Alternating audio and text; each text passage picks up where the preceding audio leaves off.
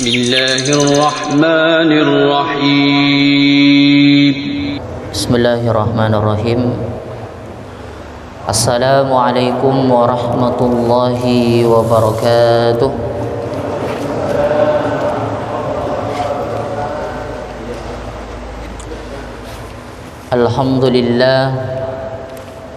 Alhamdulillahilladzi ja'alal ilma arfa'as sifatil kamaliyah.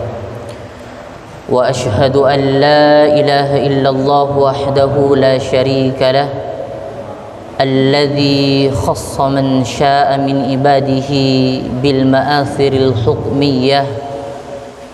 Wa ashhadu anna Muhammadan abduhu wa rasuluhu alladzi khassahu Allah ta'ala bi jami'i kamalatil ubudiyyah.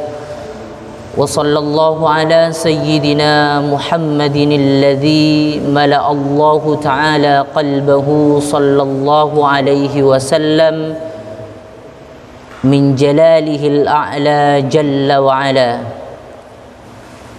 Qala rabbi israh li sadri wa yassir li amri wahlul 'uqdatam min lisani yafqahu qawli, amma ba'du.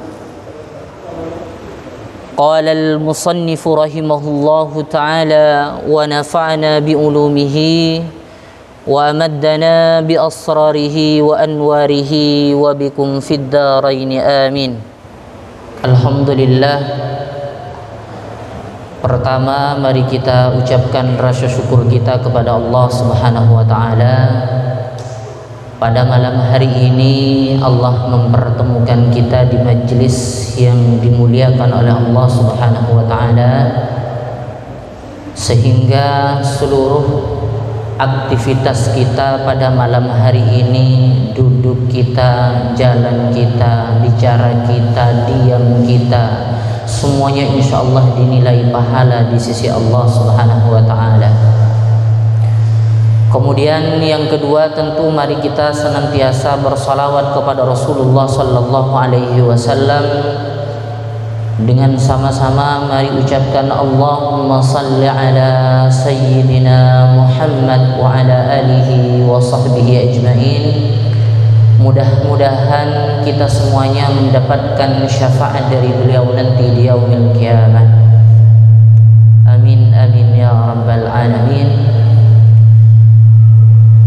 Bapak-bapak jamaah salat maghrib yang dirahmati Allah Subhanahu wa ta'ala, pada kesempatan yang sangat mulia ini kita duduk di majelis ilmu. Mudah-mudahan dengan niat-niat kita Allah memberikan pahala untuk kita, Allah menghapus segala dosa-dosa kita, dan Allah mengangkat derajat kita di sisinya menjadi orang yang salihin, menjadi orang yang muttaqin.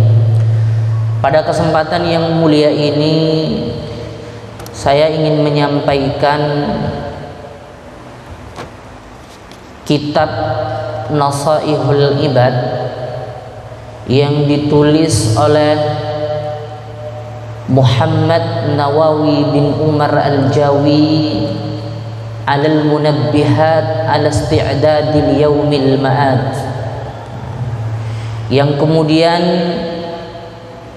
ditaklif oleh Syekh Syihabuddin Ahmad bin Hajar Al-Asqalani, yang beliau hidup dari tahun 773 Hijriah sampai dengan 852 Hijriah. Beliau menyampaikan di dalam kitab ini tentang munabbihat ala isti'dadi liyaumil ma'ad, persiapan peringatan bagi orang untuk mempersiapkan pada hari perhitungan amal. Maka beliau menyampaikan di dalam kitab ini, yakni Syekh Muhammad bin Umar Al-Jawi Al-Bantani. Jadi selain kitab Uqudul Lujjin yang pernah kita bahas sebelumnya, beliau juga punya kitab namanya Nasaihul Ibad, arti nasaihul ibad itu adalah nasihat-nasihat bagi seorang hamba, karena kita ini adalah ibadullah. Beliau menyampaikan di dalam kitab ini ada beberapa makalah di dalam kitab ini. Beliau sebutkan ada sekitar 214 makalah. Kemudian akhbar, hadis Nabi sallallahu alaihi wasallam di sini disebutkan oleh beliau khamsatun wa arba'una, 45 hadis. Jadi di dalam kitab ini isinya hadis, isinya makalah. Wal bawaqi athar, dan sisa daripada yang 214 dan 45 itu sisanya adalah athar. Athar itu adalah perkataan para sahabat Nabi sallallahu alaihi wasallam. Maka beliau menyampaikan, wa ana al-an uridu at-tabarruk bi ityani haditsaini syarifaini jalilain. Kata beliau, sekarang saya ingin bertabarruk. Bertabarruk maksudnya di sini adalah mengambil berkah. Mengambil berkah bi ityani haditsain, dengan datangnya dua hadis yang sangat mulia, yang sangat agung. Jadi beliau memulai kitab ini itu dengan bertabarruk menggunakan dua hadis, menyebutkan dua hadis. Fal hadisul awal, hadis yang pertama, kata beliau, ajazani bihi al-allamah al-syekh Muhammad al-Khatib al-Syami summa al-Madani al-Hambali, wa huwa ibnu Utsman bin Abbas bin Utsman an masyayikhi muttasilan ila Abi Dzarr al-Ghifari radhiyallahu anhu an Rasulillah sallallahu alaihi wasallam. Jadi beliau bertabarruk dengan hadis Nabi sallallahu alaihi wasallam yang beliau itu mendapatkan ijazah hadis ini. Jadi beliau bukan baca sendiri, langsung mendapatkan ijazah dari gurunya, yakni Asy-Syaikh Muhammad Al-Khatib Asy-Syami. Beliau orang Syam. Tsummal Madani Al-Hambali, kemudian dari Madinah yang bermadhab Imam Ahmad bin Hanbal. Wa huwa, namanya Ibnu Utsman bin Abbas bin Utsman. An masyayikhihi, dari gurunya, muttasilan ila Abi Dzarr al-Ghifari radhiyallahu an, yang hadis ini itu muttasil, bersambung kepada sahabat Nabi, yakni Abu Dzarr al-Ghifari radhiyallahu taala an Rasulillah sallallahu alaihi wasallam, dari Rasulullah sallallahu alaihi wasallam. Fima yurwihi an rabbih azza wa jalla qala ta'ala. Jadi hadis ini itu hadis qudsi. Apa kata beliau hadis yang pertama? Saya ingin bertabarruk dengan hadis ini. Ya ibadi, inni haramtu dzulma ala nafsi wa ja'altuhu bainakum muharraman fala tadhalamu. Kata Allah, ya ibadi, wahai hambaku. Nah, ini panggilan kesayangan untuk umat Nabi Muhammad sallallahu alaihi wasallam. Ya ibadi, wahai hambaku, inni haramtu zulma, sesungguhnya aku haramkan perbuatan zalim, ala nafsi, atas diriku, wa ja'altuhu bainakum, dan aku jadikan di antara kalian muharraman, sesuatu yang diharamkan. Fala tadzalamu, maka jangan sekali-kali kalian melakukan perbuatan zalim. Apa itu makna zalim? Sehingga Allah Subhanahu wa taala begitu keras mengingatkan kepada kita, inni haramtu dzulma. Yang dimaksudkan zalim di situ adalah meletakkan sesuatu bukan pada tempatnya. Itu namanya zalim. Meletakkan sesuatu bukan pada tempatnya yang sesuai diperintahkan oleh Allah dan Rasulullah, kemudian diajarkan oleh para ulama, maka sesungguhnya dia telah melakukan satu perbuatan zalim.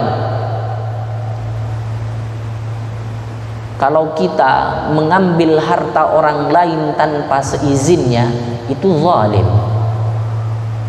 kita pakai tanah tetangga kita tanpa seizinnya, itu zalim. Kita ngalirkan air yang untuk aliran air yang kena air hujan itu jatuh kemudian kena ke tanah tetangga kita, itu masuk bagian daripada zalim. Ini yang berhubungan dengan hak-hak tetangga, dengan hak-hak yang berhubungan dengan umat manusia yang lain, belum lagi kepada dirinya. Apa yang dimaksud dengan zalim kepada dirinya? Berbuat zalim kepada dirinya. Allah Subhanahu wa taala memerintahkan kepada kita, kulu wasrabu wa la tusrifu. Allah perintahkan kepada kita. Jadi kalau kita makan, jangan karena kita berpikir kita lapar, tapi niatkan itu adalah bagian daripada perintah Allah Subhanahu wa taala. Karena kata Allah, kulu washrabu, makanlah kalian, washrabu, dan minumlah kalian, wala tusrifu, tapi jangan berlebihan di dalam makan dan minum kalian. Dalam konteks makan dan minum, berlebihan itu bagian daripada perbuatan zalim. Allah perintahkan lagi di dalam Al-Quran, carilah rezeki yang halal. Tapi tidak cukup halal yang dimaksudkan di sini, Allah juga melanjutkan halalan thayyibah. Kemudian carilah rezeki halal, kemudian dan juga thayyib. Thayyib di sini maksudnya baik. Baik dalam tanda kutip bukan hanya halal, tapi yang dimaksudkan makanan yang bisa dicerna oleh tubuh dengan baik, tidak mengganggu pencernaan di dalam tubuh kita. Begitu pula makanan yang bergizi. Ketika kita melakukan satu tindakan yang merusak tubuh kita, kemudian menyebabkan tubuh kita menjadi tidak nyaman di dalam beribadah kepada Allah, apalagi sampai melanggar perintah Allah, maka di sini masuk dalam kategori zalim. Fala tazalamu, maka jangan sekali-kali kalian saling berbuat zalim di antara kalian. Ini perintah Allah Subhanahu wa taala. Mengapa? Inna zulma la syirkun azim. Karena sesungguhnya zalim itu merupakan syirik yang sangat besar. Jadi salah satu syirik di antara syirik-syirik yang agung itu adalah zalim. Nah, ini yang kadang disebutkan di dalam hadis Nabi Sallallahu Alaihi Wasallam. Banyak orang punya amal sholat, dia punya amal zakat, dia punya amal infak, kemudian punya amal kebaikan, tapi di satu sisi dia rugi ketika menghadap kepada Allah Subhanahu wa taala. Ini yang disebutkan di dalam hadis Nabi, al-muflis humul muflisun, mereka itu adalah orang-orang yang bangkrut. Orang-orang yang bangkrut yang dimaksudkan di sini itu adalah ketika dia itu tidak mampu menjaga perbuatan lisan dan seluruh anggota tubuhnya dari mengganggu orang lain. Nah, ini zalim yang sangat agung, zalim yang sangat besar. Maka Allah Subhanahu wa taala sangat mewanti-wanti mengingatkan kepada kita, inni haramtu zulmah. Kemudian ya ibadi, wahai hambaku, kullukum dhalun, sesungguhnya kalian itu dhalun, orang yang tersesat, illa man hadaituhu fastahduni, kecuali yang aku berikan hidayah kepada kalian, fastahduni ahdikum, maka mintalah petunjuk kepadaku, ahdikum, maka aku akan berikan petunjuk kepada kalian. Nah, ini pelajaran bahwa seluruh apa yang kita lakukan, aktivitas yang kita lakukan di dunia ini, kebaikan yang kita lakukan, ketaatan yang kita lakukan kepada Allah Subhanahu wa taala, itu berlandaskan hidayah dari Allah Subhanahu wa taala. Jadi pada hakikatnya kita ini dalam kondisi tersesat. Kita ini sesat hakikatnya, tapi Allah lah yang memberikan hidayah di dalam hidup kita.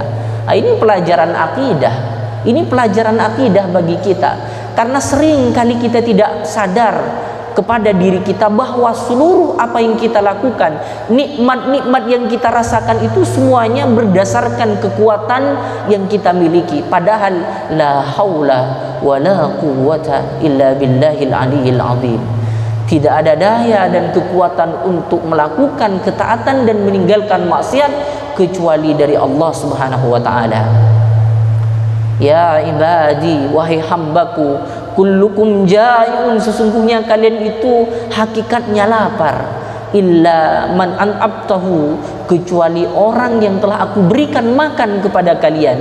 Fastat'amuni at'amakum, maka mintalah kalian makanan kepadaku, maka aku akan berikan kepada kalian.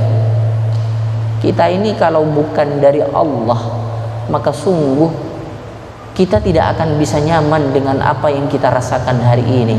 Yang kita lakukan kalau bukan dari Allah Subhanahu wa taala, maka sungguh tidak akan bisa beraktivitas dengan baik. Buktinya apa? Orang bolehlah mengumpulkan harta yang banyak, bolehlah punya jabatan yang tinggi, bolehlah punya kedudukan terpandang di masyarakat. Dia bisa makan apa saja, dia bisa menikmati kenyamanan apa saja ketika ada di rumahnya ataupun di luar rumahnya. Tapi ketika Allah Subhanahu wa taala cabut itu semuanya, maka sungguh kalian tidak akan bisa makan sedikit pun dari kenikmatan yang telah Allah curahkan kepada kita. Punya harta banyak tapi larangannya banyak, punya makanan yang bisa dibeli banyak, tapi kalau Allah cabut nikmat rezeki itu, maka sungguh kita tidak akan bisa makan enak. Itu pelajaran akidah. Itu pelajaran akidah. Itu hal yang harus kita tanamkan di dalam diri kita, bahwa seluruh yang masuk ke dalam tubuh kita, apapun aktivitas yang kita lakukan itu, semuanya hakikatnya bukan atas dasar kekuatan kita, tapi atas dasar kebesaran dari Allah, atas dasar Rahman dan Rahimnya Allah Subhanahu wa taala kepada kita semuanya. Maka jamaah sekalian yang dirahmati Allah Subhanahu wa taala,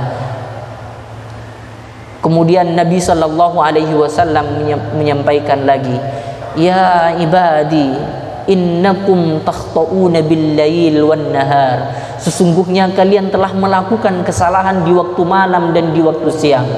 Wa ana aghfiru dzunuba jami'an, dan aku ampuni seluruh dosa-dosa kalian. Fastaghfaruni, maka mintalah ampun kepadaku. Aghfir lakum, maka aku akan ampuni dosa-dosa kalian. Siapa yang tidak punya dosa? Al-insan mahallul khata'i wan nisyan. Manusia itu tempatnya salah dan lupa, itu manusia. Jadi kalau ada manusia tidak pernah berdosa, itu bukan manusia, itu malaikat. Kalau melakukan perbuatan dosa terus, itu namanya iblis, syaitan. Maka kita ini tidak bisa mengendalikan diri kita kalau bukan karena Rahman dan Rahimnya Allah Subhanahu wa taala. Maka jamaah sekalian yang dirahmati Allah Subhanahu wa taala, law anna awwalakum wa akhirakum wa insakum wa jinnakum kanu ala afjura qalbi rajulin wahidin minkum ma naqasa dzalika min mulki syai'an. Kata Allah Subhanahu wa taala, law anna awwalakum, seandainya awal kalian, wa akhirakum, dan akhir kalian, wa insakum, dan manusia di antara kalian, wa jinnakum, dan jin seluruhnya, kanu, semuanya, ala afjur qalbi rajulin wahidin, mereka semuanya menerangi ataupun hendak merayu hati seorang laki-laki, minkum ma naqasa dzalika min mulki syai'an, maka sesungguhnya tidak sedikit pun mengurangi kebesaran Allah Subhanahu wa taala. Maka itu hadis yang pertama.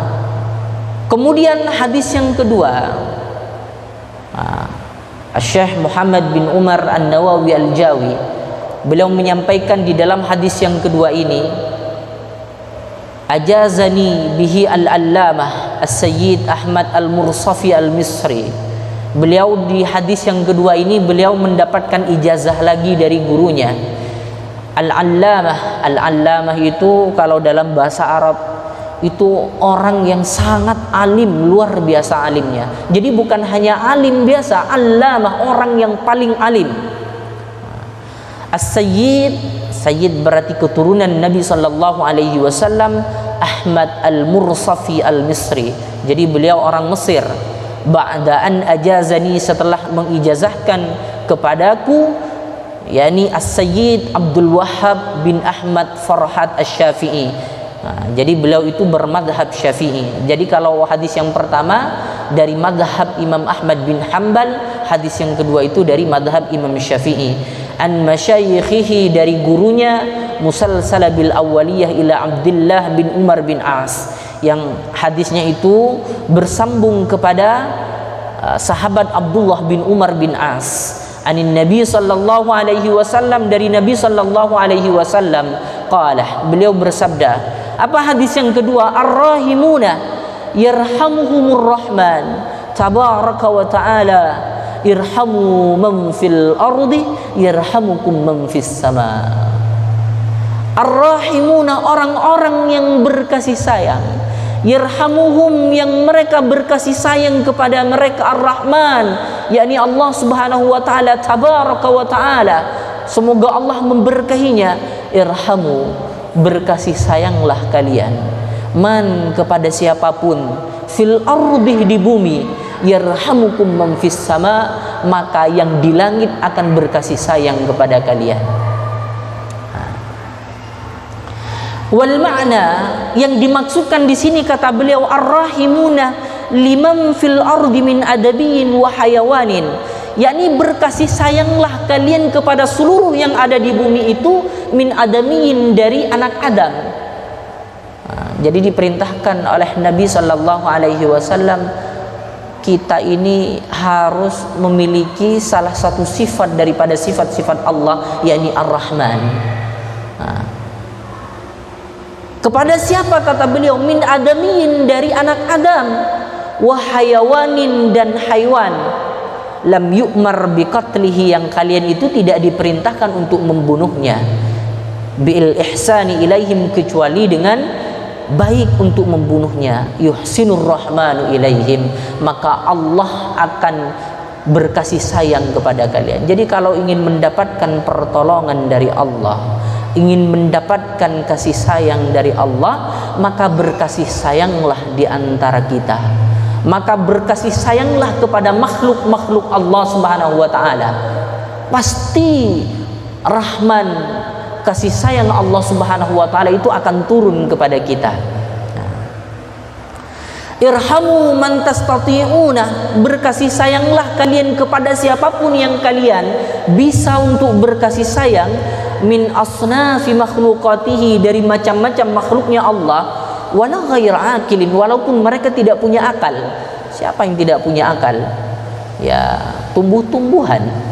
Bahkan bukan hanya kepada hewan, bukan hanya kepada Bani Adam, tapi kepada tumbuh-tumbuhan. Di dalam Islam diajarkan, jaga agar supaya kalian nyaman di dalam hidup kalian dengan tidak menebang pohon sembarangan, menebang hutan menjadi gundul. Akhirnya apa yang terjadi? Banjir. Akhirnya apa yang terjadi? Panas. Akhirnya apa yang terjadi? Oksigen semakin dia tidak mendapatkan oksigen yang nyaman di dalam hidupnya. Mengapa? Karena mereka la yarhamukum man fil ardi, mereka tidak berkasih sayang kepada yang ada di bumi, walau ghairu akilin, walaupun mereka itu tidak berakal.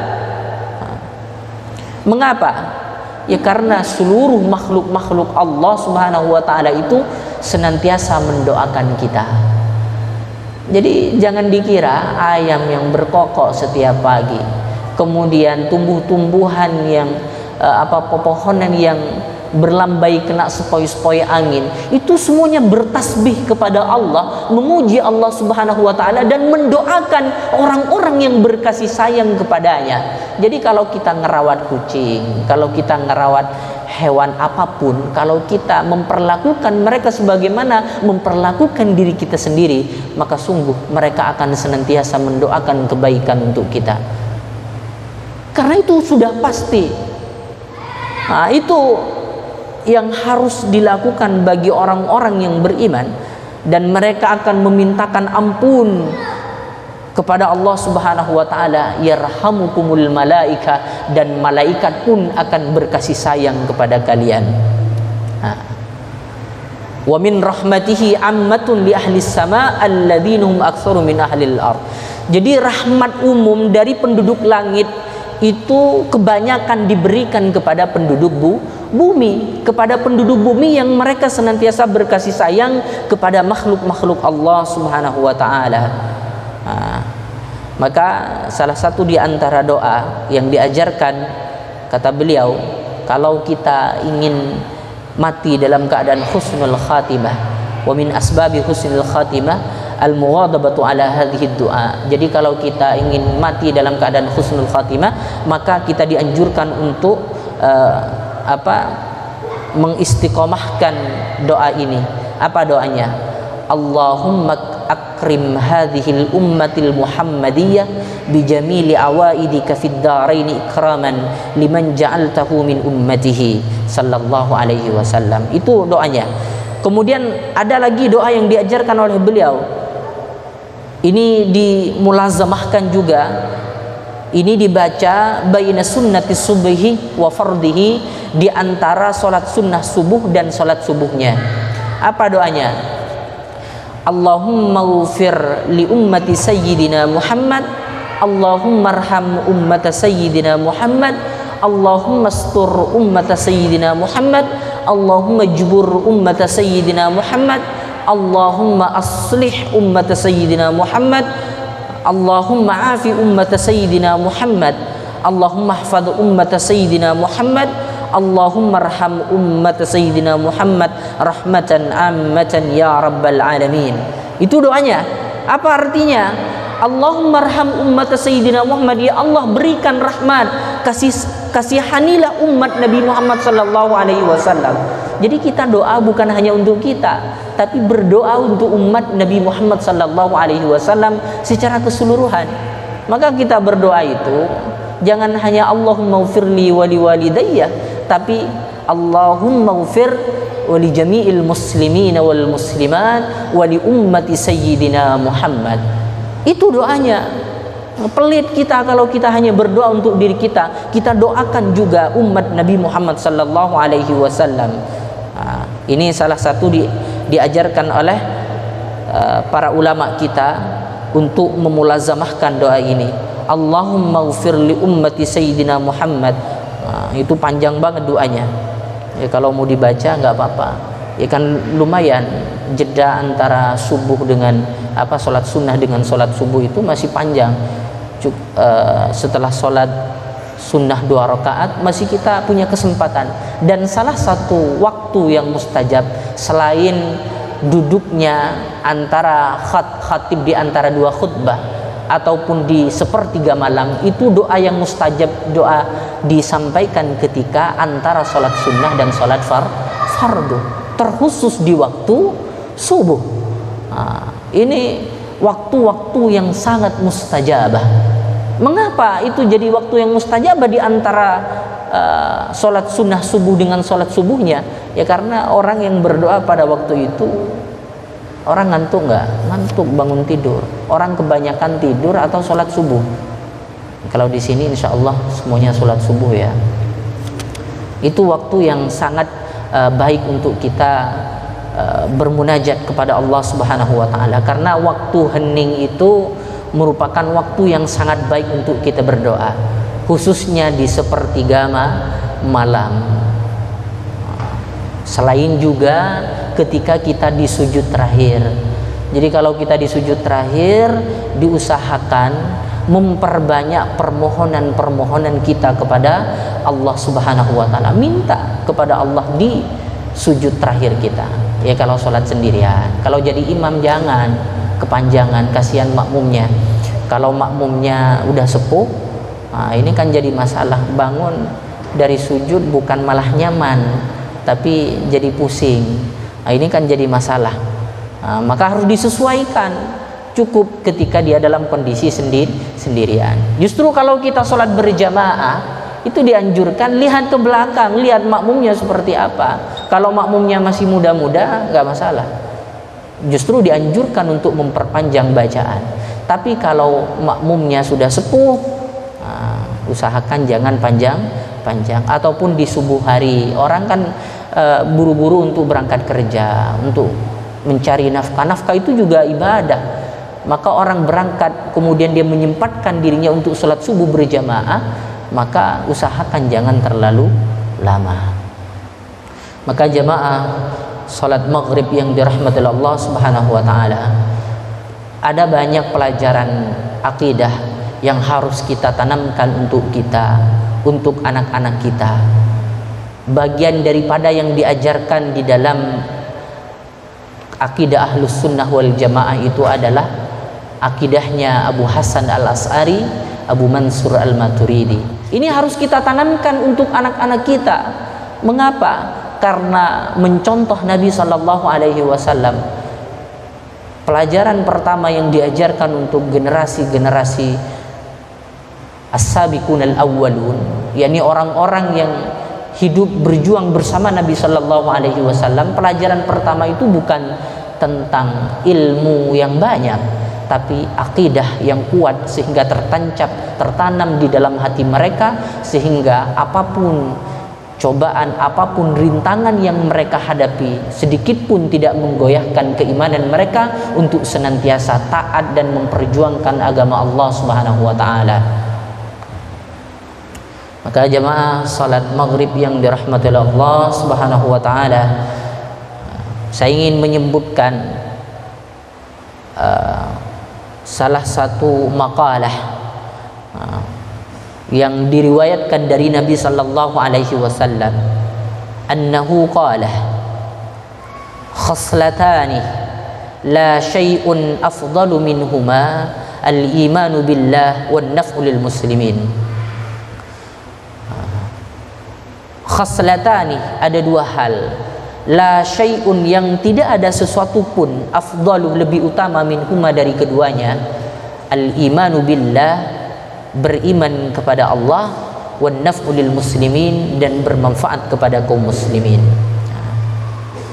Jadi kata Nabi sallallahu alaihi wasallam, tidak ada dua hal yang paling utama daripada dua hal ini. Yang pertama adalah beriman kepada Allah, kemudian yang kedua itu adalah an-naf'u lil muslimin, senantiasa memberikan manfaat kepada orang-orang Islam. Kata Nabi, khairun nas anfa'uhum linnas, sebaik-baik kalian itu adalah orang yang paling banyak bermanfaat kepada orang lain.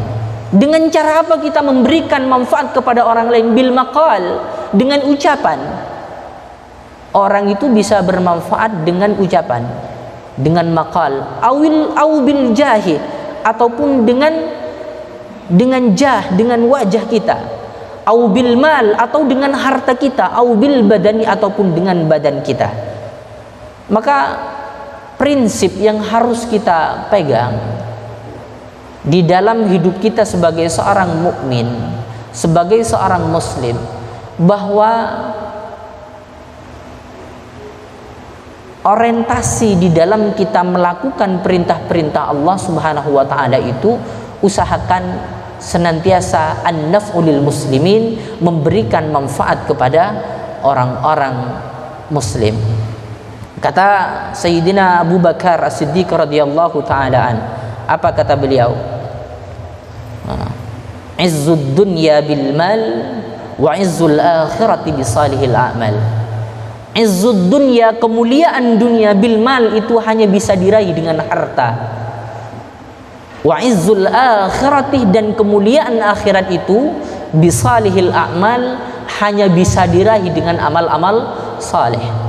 Jadi kalau orang ingin mulia di dunia, bil mal, dengan harta. Wa izzul akhirah, dan kalau ingin mulia di akhirat, bisalihil a'mal, itu dengan amal-amal saleh. Maka fala tataqawwa umurud dunya, tidak akan kuat perkara dunia ini, wala tuslihu, dan tidak akan baik urusan dunia ini, illa bil amwal, kecuali dengan harta. Buktinya apa? masjid ini kalau nggak ada duitnya nggak jadi masjid seperti ini. Nggak mungkin kalau nggak didukung, nggak disokong dengan harta. Kalau nggak disokong dengan harta itu nggak mungkin kejayaan Islam di dunia ini itu akan muncul. Karena jelas izzud dunya bil mal, kemuliaan agama di dunia itu dengan harta. Wala tataqawwa umurul akhirah, dan tidak akan kuat umurul akhirah, perkara-perkara akhirat. Wala tuslihu, dan tidak akan baik illa bil a'malis salihat, kecuali dengan amal-amal saleh. Agama ini tidak akan jaya, agama ini tidak akan mulia. Ya meskipun kata Nabi sallallahu alaihi wasallam, ini agama pasti akan tinggi, pasti akan jaya pada satu saatnya nanti. Tapi kejayaan agama ini kalau tidak disokong oleh dua hal, maka sungguh itu tidak akan ada. Apa yang pertama? Yang menyokong kemuliaan agama ini itu hanya disokong, yang pertama itu oleh orang-orang yang dermawan. Jadi nggak dicukup dengan orang saleh, nggak cukup dengan orang saleh saja, tapi orang saleh yang dermawan. Kalau orang saleh banyak tapi nggak dermawan, nggak suka berbagi, maka sungguh kemuliaan agama ini tidak akan nampak di permukaan. Mengapa? Orang salehnya pelit, orang salehnya orang yang suka ibadahnya nggak mau beramal. Nah, itu syarat yang pertama. Kemudian syarat yang kedua, kalau agama ini ingin jaya, ingin mulia, maka syaratnya harus didukung dengan bil hasanat, dengan kebaikan-kebaikan.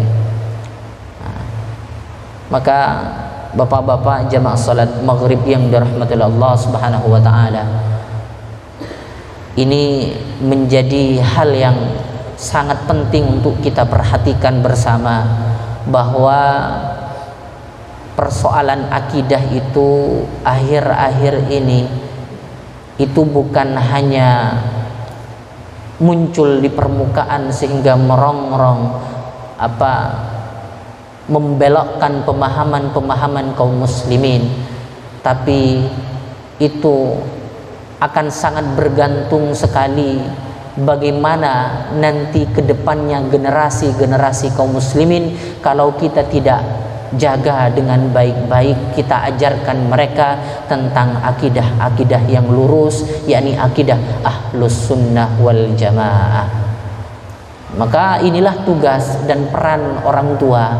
Jangan sampai dengan merebaknya informasi-informasi yang sangat liar di media sosial itu menyebabkan pemahaman anak-anak kita itu menjadi pemahaman yang radikal, menjadi pemahaman-pemahaman yang salah, menjadi pemahaman-pemahaman yang tidak baik, sehingga menjadi generasi-generasi yang bukan justru membangun, tapi semakin menjatuhkan martabat Islam di bumi Indonesia ini. Tidak mungkin Islam itu akan hilang dari negeri Indonesia kalau kita tidak jaga dengan baik-baik.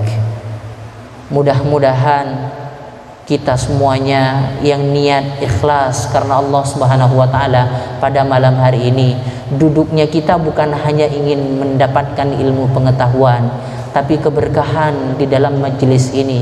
Kita dinaungi oleh para malaikat, kita diberikan rahmat oleh Allah Subhanahu wa taala, dan yang terpenting mudah-mudahan kita semuanya sama-sama mendapatkan ridha dari Allah Subhanahu wa taala.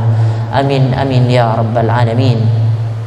Jamaah salat maghrib yang dirahmati Allah Subhanahu wa taala, mungkin ini bisa menjadi muhasabah kita semuanya. Kita doa mudah-mudahan kita diberikan qalbun salim, hati yang selamat, dijauhkan dari penyakit iri, dijauhkan dari penyakit dengki, dijauhkan dari kesombongan, dijauhkan dari penyakit-penyakit yang mengganggu amal-amal kita tidak diterima oleh Allah Subhanahu wa taala.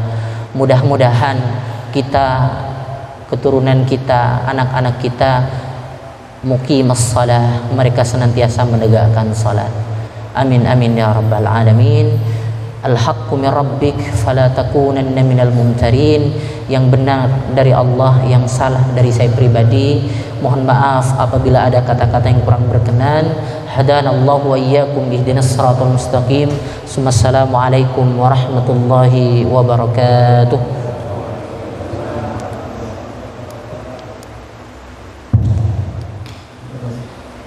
Cek. Baik.